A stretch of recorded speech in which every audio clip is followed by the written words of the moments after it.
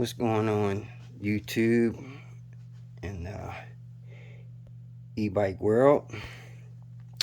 This here is going to be a quick video on how to change brake pads, because it seems as though not everyone knows how to change brake pads on a bike, or maybe they just never done it before and think it's a little more to it than what it is, when really it's nothing.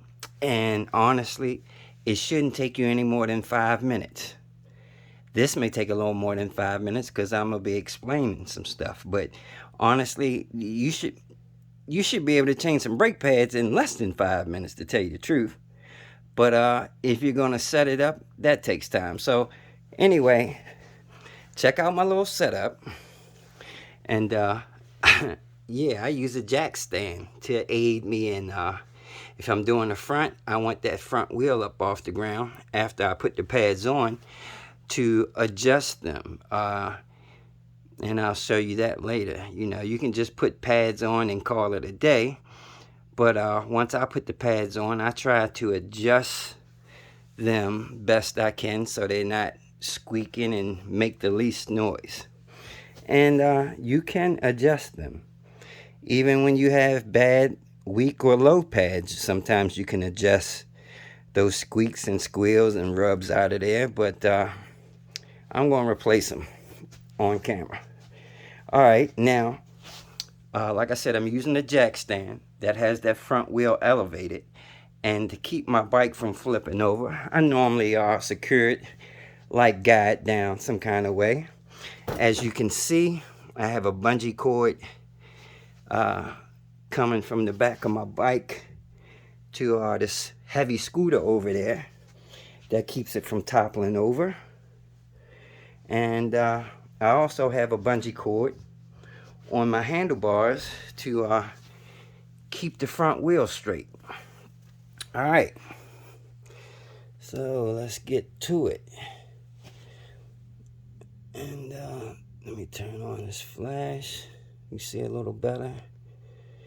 And I'm trying to zoom in a little bit.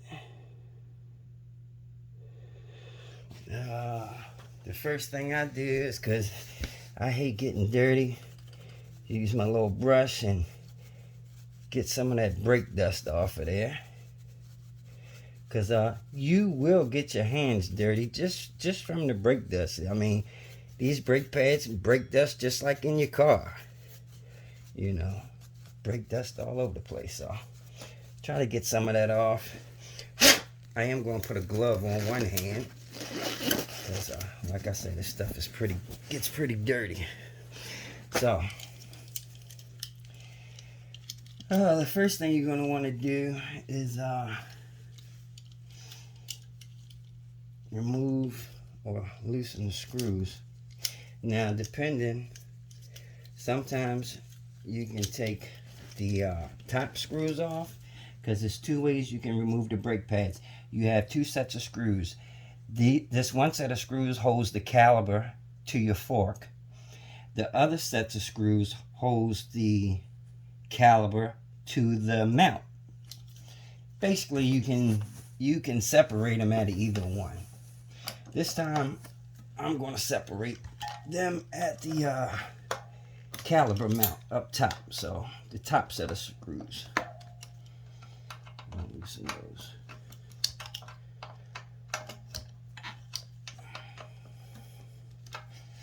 Now, one thing you want to remember is after you remove that, and remove the pads from the caliper, do not, I repeat, do not squeeze the brakes once you have that removed. Depending on your style of brakes, sometimes if you squeeze the caliper after you remove the brake pads, the pistons will fall out, and so will your fluid, and you'll have a real mess. So, like I said, do not squeeze the brakes after you remove the pads. Normally I use my screw gun for this, but I'm trying to use stuff everybody's got. Everybody's got one of these little Allen key sets that comes with your bike.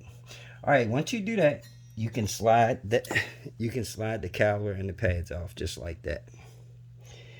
Now, these pads aren't, they're not all the way completely worn down, but the bad part is how these single piston brakes wear pads down. Sometimes they wear them down on an angle, not always even. So, you know, you may have a little bit more pad at the bottom, no pad at the top, a little bit more at the top than the bottom on the side. You know, it varies.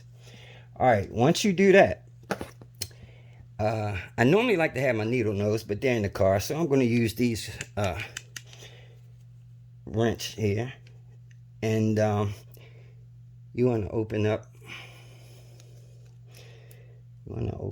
this key. I forgot what they're called right now. Can't think of what this little key thing is called, but anyway. And you just unbend it and you can pull it out. Once you pull it out, your pads will slide out the bottom of the caliper. And you can just help them out, push them on out.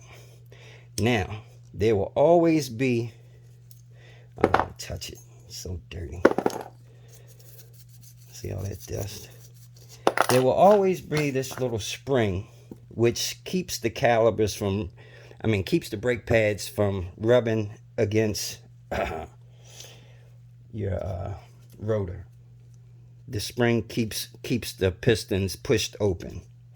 Otherwise, your pads would just stay rubbing on the rotor and wear down all the time.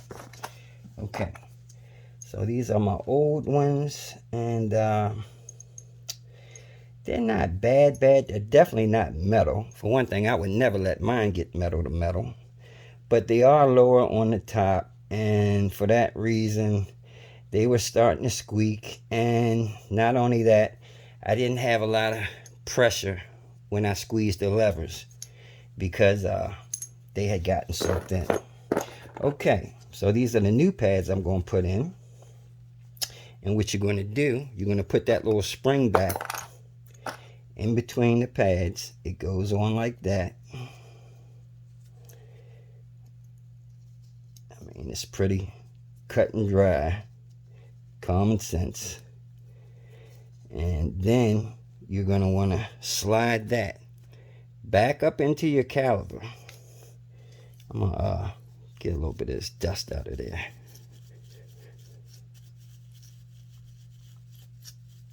But like I said, do not squeeze the levers while the pads are out. Sometimes the pistons will fall out of the caliper, and you just made a little job into a big job. All right, so slide them back up in there. Those went up in there nice and easy. Put the retaining clip back in there. Actually, I'm going to try to straighten it out first, so it goes up in there pretty easy. Okay.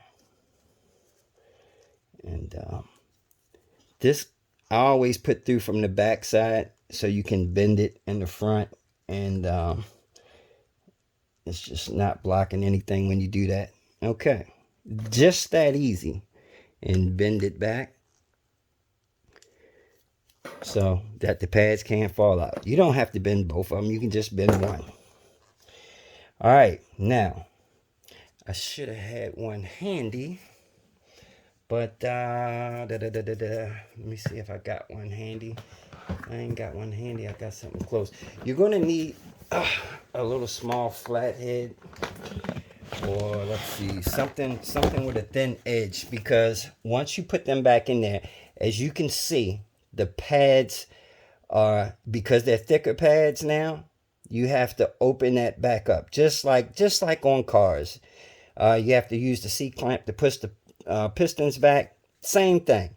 So I normally get a little thin flathead screwdriver and stick in between the pads and pry it open.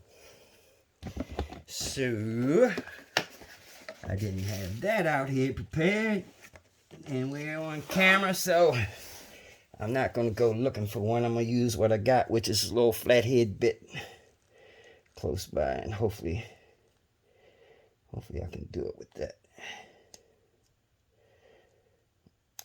Yeah.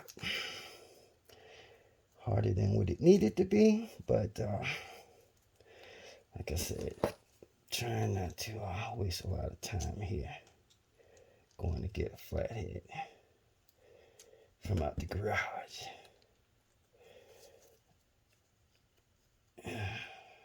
Works out. Okay, see, I've pried them back open,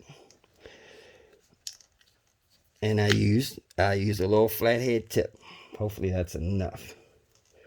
Let's just make sure. Open them back up and slide it back on your rotor, right on back on top. Put the screws back in.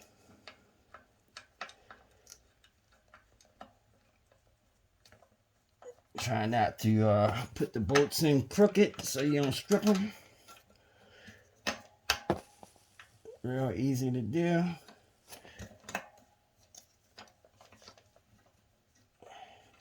Then you made another mess.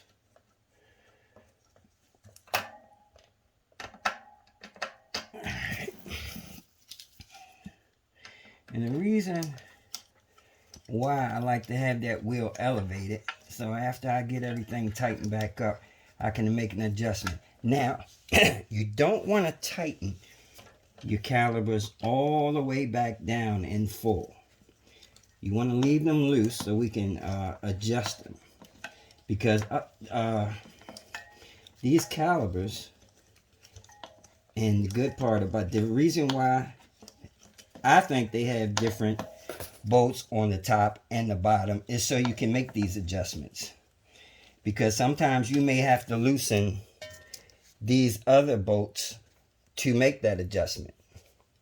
And what you want to do is try to center the caliper so that the brake pads aren't rubbing. So when you're riding and your brakes aren't applied, you don't hear that ksh, ksh, ksh. Especially if your rotor's bent a little bit, you'll get that ksh, ksh, ksh, as the wheel's spinning and it's rubbing in one part. Now, the way you're supposed to be able to center your calipers, and it doesn't always work that way, but let's try it, is like I said, you're going to want to loosen those other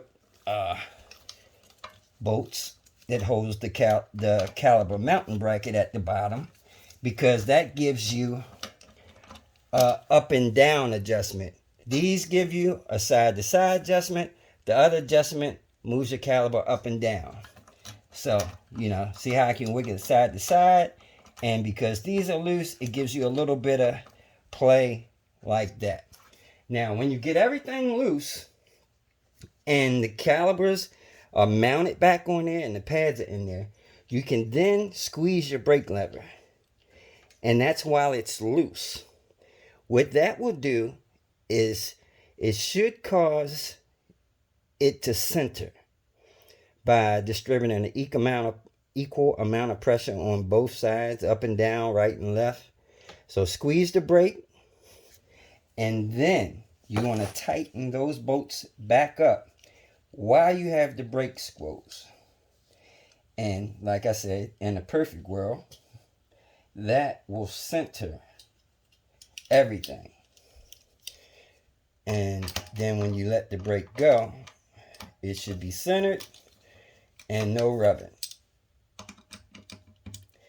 If there is some rubbing after that, then we'll have to make adjustments, just tweaking it a little bit, tweaking them all in every direction. Now, because I might have to tweak them a little bit, I'm not going to tighten them down fully, just enough to keep it in position and where there's no movement. I'm still have the brake squeezed. Okay, they're all snugged a little bit, so I'm going to let the brake go now. All right, now I'm going to spin the wheel and see what I got.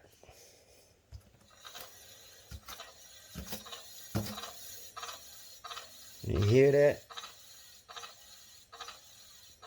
Because my rotors are bent a little bit at some point. Now, you're never going to get rid of the noise 100% because you got pads in there and they're going to rub on the rotor at some point. However, when you have a bent rotor and you hear that, and that, I mean, it's hard not to have a bent rotor. They all have a little bend spot at some point. So if it isn't true, which you can do, and it's normally not the up and down adjustment from these bolts right here. Normally it's not. So I'm going to snug those. It's normally the bolts that cause you to move your caliper from side to side. And I'm going to loosen them back up. And I'm going to try to adjust that. See how much play that is? Right and left. I'm going to try to adjust that where as though they're not rubbing.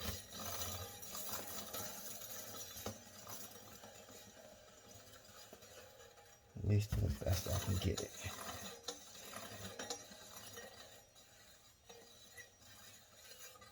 Now normally you want to have your bike completely vertical so the weight of the wheel is not sliding to the left or to the right. Right now I got a little bit of angle.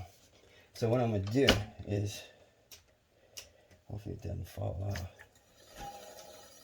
straighten my bike up a little bit. That's not actually bad. Uh-oh. Got a little problem as my scooter fell over back here.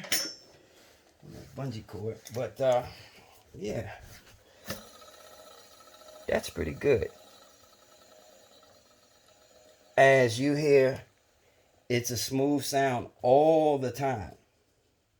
And it's not shh, shh, shh. So, it's not like it's rubbing more in one spot.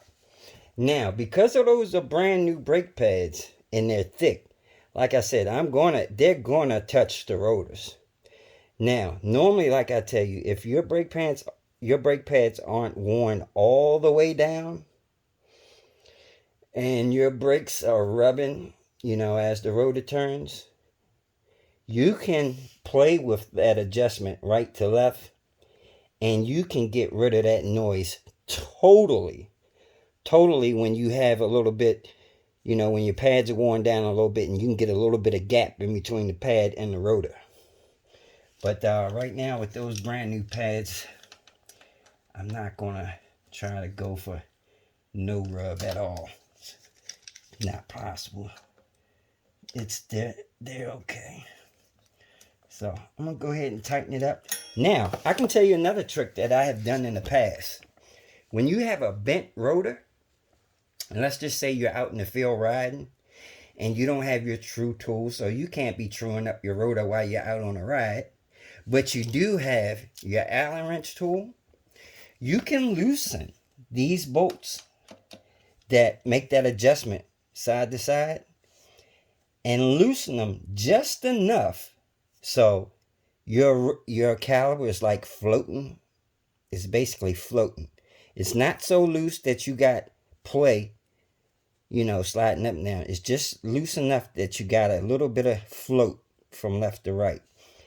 And as I'm saying, you can leave that loose so when your bent rotor is spinning, it will allow your caliper to float side to side, and that's not going to slow you down because you have resistance.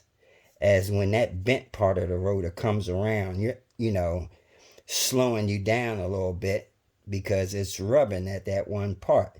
If your caliper is floating, it's moving side to side and it's adjusting all the time. All the time it's adjusting because you have free movement like that. Now, I've done that in the past. Like I said, out in the field when you don't have time to be truing up no rotor and all that. And you can ride around and your brakes will still work perfectly. When you apply them, they still will squeeze. You don't have to worry about they're not going to fall off. That's a long boat. And most of the time, they don't even get any looser, man. So, anyway, that is how you change brake pads. Now, normally I can do that in about 2-3 minutes. But since it was on video and I was trying to explain it to you, wow, this video is 20 minutes long. But it does not take that long. Alright. If you guys have any questions or want to know how to do anything else, put it in the comment section and I'll make a video trying to help you with whatever your problem is.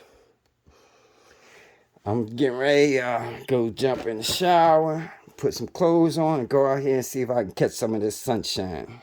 Deuces.